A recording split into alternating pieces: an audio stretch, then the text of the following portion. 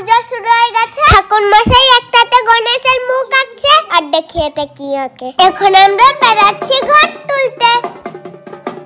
দিদি ভাই কাসর বাজাচ্ছে আর আমি দাঁড়িয়েছি যাবো বলে। তারপরে আমরা বেরিয়ে গেলাম ঘট তোলার জন্য। আমাদের ঘরের পেছনে যে পুকুরটা আছে না, সেখানেই ঘট তোলা হলো। দেখো আমার পিপি কেমন ফুল জুড়ে নিয়ে না, এই যে এখানে তুবড়িও জ্বলছে আর এদিকে দেখো কত বাজি ফাটছে আকাশে। আর এটা স্কাই শট তো আমাদেরকে সেদিনে দেখিয়েছিলাম না, দেখো কত রঙে রঙে বাজি ফাটছে। আমি তো দাঁড়িয়ে দাঁড়িয়ে দেখছি আর মজা নিচ্ছি। এদিকে ঘট তোলার কাজ শুরু হয়ে গেছে।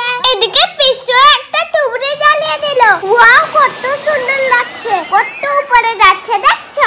ঠাকুর মশাই ঘট তুলে নিয়ে আসছেন, ঘাটের উপরে এনে পুজো করা হবে। এই যে আমার মাম্মি পাপা বসেছে পুজোতে, আমি আর দিদি ভাই তাদের পাশে দাঁড়িয়ে দেখছিলাম। ঠাকুর মশাই প্রথম মাম্মিকে চন্দন পরালেন। মাম্মি দেখে দেখে আমরাও পরবো বললাম, এই জন্য ঠাকুর মশাই আমাদেরকে পরিয়ে দিলেন।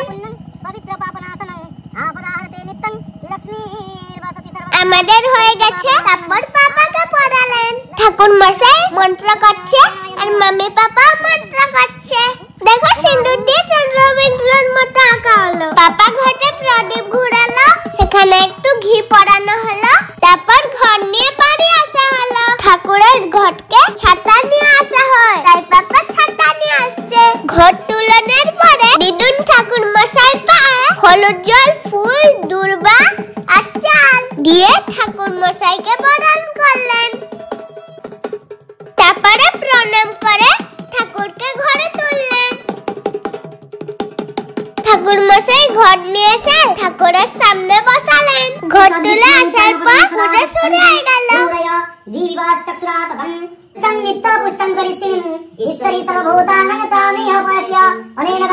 ঠাকুরের সামনে কাপড় করে কি করছে আমি কিছু বুঝতেই পারছি না।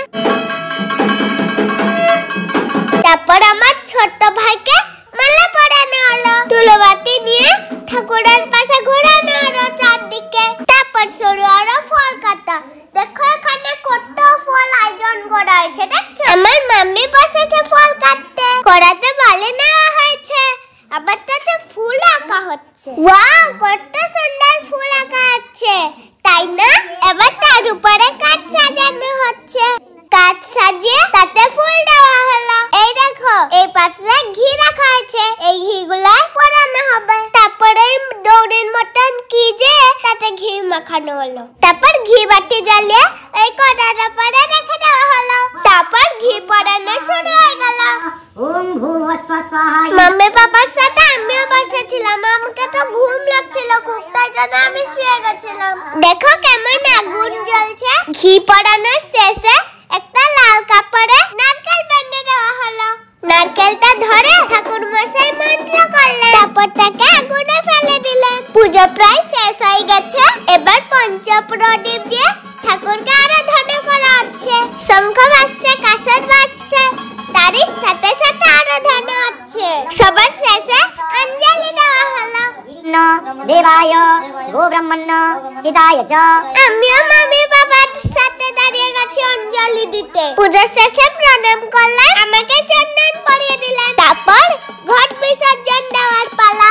যেখান থেকে ঘট তোলা হয়েছিল সেখানেই ঘট বিসর্জন দেওয়া হলো। পূজা শেষ হতে প্রায় ভোর হয়ে গেছিল। ঘট বিসর্জন দিতে মনটাই খারাপ হয়ে গেল। সকালে লোকেদের ডাকা হয়েছিল খাওয়ার জন্য, তাই এতগুলা লুচি বেলা হচ্ছে। কত লোকের জন্য লুচি হয়েছে। এই দেখো এখানে কতগুলা ফুল আছে। দেখছো এরকম বাঁকা। এগুলো সব কাটা হয়ে গেছে, কত লোক আসবে খাবে। আর দেখো আমাকে তো অরেঞ্জ অনেক পছন্দ, এই যে আমি খাচ্ছি।